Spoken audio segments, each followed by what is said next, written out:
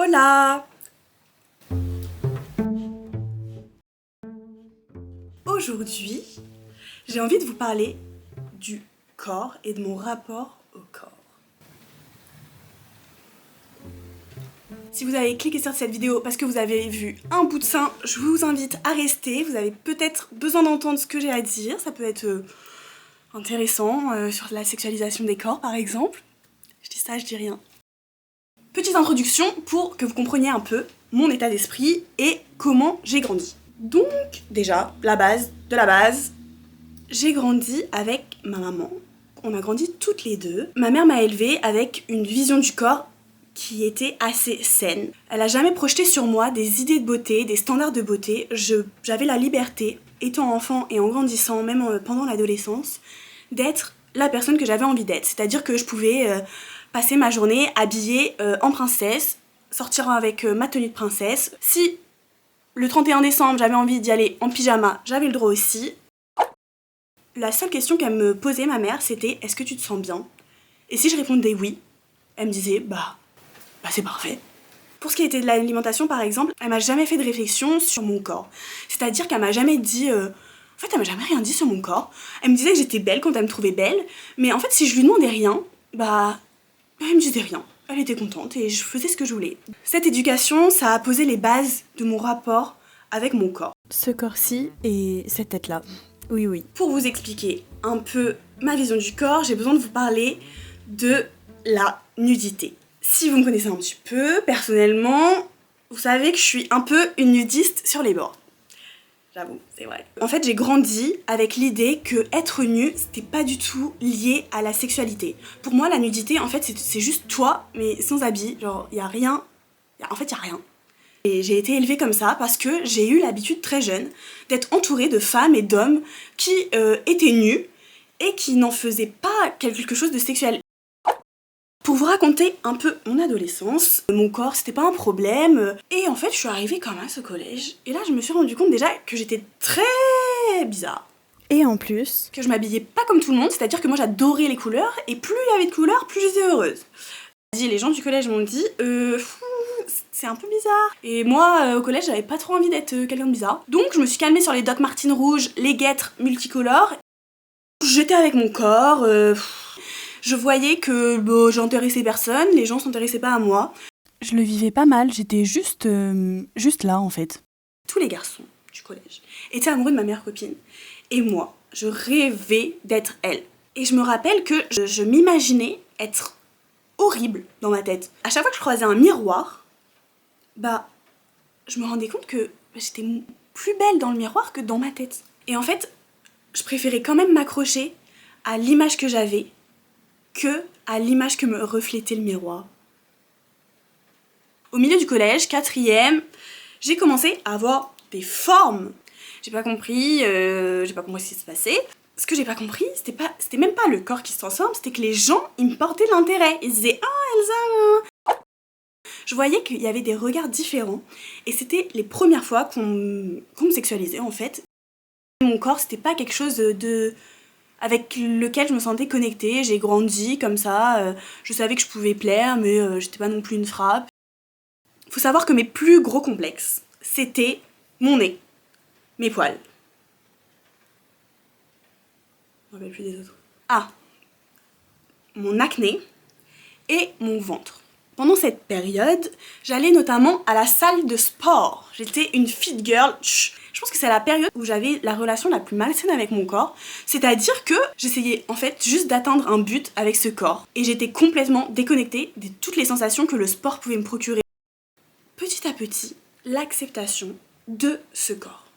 Je rentre en prépa et là, j'ai une amie qui me sauce.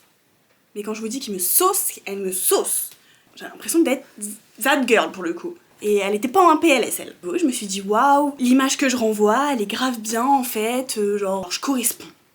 Ma cousine, je me rappelle, elle m'a dit un truc. Donc ça m'arrivait quand même de temps en temps de faire ma petite crise sur mon ventre, enfin, une petite crise. De m'en plaindre un peu ou de dire oh non mais je peux pas, mon ventre, nanana. Je dis mais tu sais, t'as tes organes, genre. Faut bien qu'ils aient un peu de place, laisse-les tranquilles, il en fait déjà beaucoup ton corps. Et là, je vous jure, je me souviens quand elle m'a dit ça. Et c'est comme s'il y avait un truc qui s'était allumé dans mon cerveau. Et je suis là en mode, c'est vrai qu'il y a des organes là-dedans. C'est vrai qu'il leur faut de la place quand même. Donc ça, c'était fin 2021. Et j'étais toujours dans le même mood, plutôt confiance en moi, etc.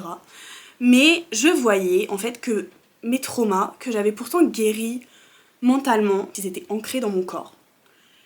Et j'en avais marre. Même si j'aimais ce corps, je me sentais déconnectée. J'ai arrêté ma contraception. Avant, j'étais sous pilule pour mon acné notamment. En fait, je comprenais enfin ce corps. Ça a permis de me reconnecter à ce corps qui est en fait devenu mon corps. Le deuxième point, c'est que j'ai commencé le yoga. Donc c'est en début 2022, c'était au Mexique. Et je me rappelle les premières séances de yoga. En fait, c'est simple, ça m'a choquée. Il faut savoir que j'étais rigide. J'avais aucune souplesse. C'est-à-dire, je ne pouvais même pas toucher mes pieds comme ça. J'avais mal partout, j'avais fait aucun sport de souple. Je vous jure que les 3 premières séances de yoga que j'ai fait, je n'arrêtais pas de pleurer. Et c'était des pleurs qui ressortaient de je ne sais pas où, du fin fond de mon corps, des émotions qui dataient d'il y a des années, qui s'évacuaient en fait. Ça a tout changé. Bon point, on n'était pas très bien partis, hein. Donc le yoga est bien sûr qui est lié à la respiration et j'ai enfin compris que respirer, c'est fou, genre c'était magique. Vous n'avez pas besoin de drogue, hein, vous avez juste besoin de respirer. C'est que récemment, une fois que j'ai eu toutes ces expériences et que j'ai laissé partir ce qui devait partir, que j'ai enfin compris que c'était mon corps et que je me suis sentie moi, unifiée. Je vous dis pas que genre j'aime mon corps tout le temps, et parce que c'est pas le cas, c'est faux. Il y a encore 2 jours, j'avais l'impression que j'étais horrible. Je me regardais dans le miroir, je me trouvais horrible.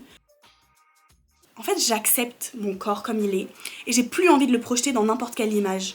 Je suis plus en mode j'essaye de modeler mon corps pour qu'il plaise à quelqu'un. En fait, j'essaye de mettre en valeur mon corps que j'ai. J'essaye pas de le changer, genre il a pas à changer. C'est pas parce que vous changez un petit truc que vous vous aimerez plus. Donc oui, vous pouvez changer des choses et ça fait la différence. Mais en fait, quand on aime le tout. Et même les petits trucs qu'on comprend pas trop, genre les trucs bizarres, en fait, la personne, on la trouve belle, on la trouve fraîche, mais c'est pour le tout qu'elle te propose, c'est pour la proposition. C'est vrai que j'ai beaucoup de mal avec le fait qu'on me fasse des réflexions sur mon poids. J'ai certains de mes amis, ils arrêtent pas de me dire, genre dès que je maigris ou que je grossis, souvent c'est quand je maigris, en fait ils viennent me faire des compliments, ils me disent « Ah, t'as maigri !»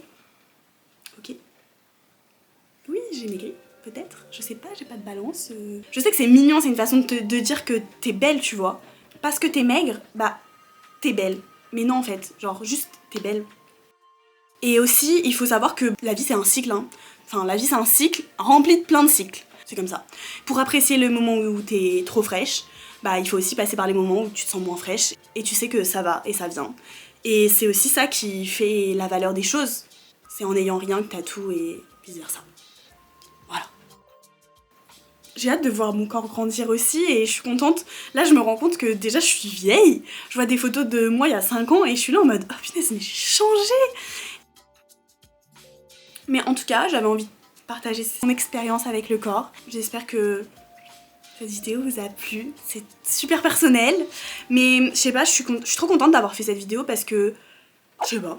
Mettez un petit commentaire pour me dire ce que vous en pensez. Et si vous n'êtes pas content, vous pouvez me le dire aussi. Et si vous voulez vous abonner, vous pouvez vous abonner juste là, je suis super sympa. Je suis super drôle parfois, mais pas parce que je fais des blagues, c'est juste l'entièreté de ma personnalité qui est drôle.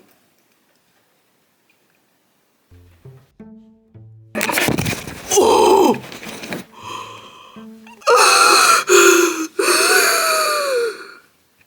On reprend. Oui, je suis réveillée. Je filme depuis 20 minutes en accéléré. Merci d'avoir regardé. Mets un pouce en l'air si t'as aimé la vidéo.